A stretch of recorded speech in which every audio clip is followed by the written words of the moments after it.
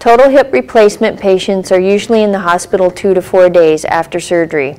The amount of time depends on the approach used during surgery. Patients who have a direct anterior approach are usually hospitalized 1 to 2 days.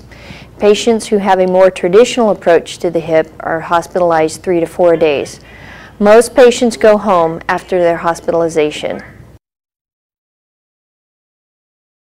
Total hip precautions depend on the type of approach that is used during surgery. Patients who have a direct anterior approach have minimal hip precautions. Patients who have a more traditional approach to the hip have to maintain hip precautions for 6 weeks after surgery. These hip precautions will be taught to you by the physical therapist in the hospital. Please discuss the type of approach with the joint replacement team during your pre-op visit. A small percentage of patients will need additional physical therapy after their stay at the acute care hospital.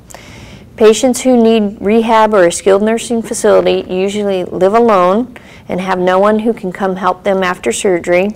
They are very debilitated prior to surgery, and or they have slow progress with physical therapy in the hospital. This is viewed as a positive step in your recovery process. Please discuss your plans with any member of the joint replacement team on your preoperative appointment. Patients usually stay approximately 5 to 10 days at this inpatient facility. This can be longer or shorter depending on how your recovery progresses. The goal is independence and being safe at home. Patients who live alone can go home after they have been discharged from the rehab or skilled nursing facility. You will be participating in physical therapy 3 times a day at these facilities. Once you go home from the skilled nursing facility or rehab facility, a discharge planner or a case manager will be working with you and your family. This person will arrange all of your equipment needs for home and also the home health physical therapist.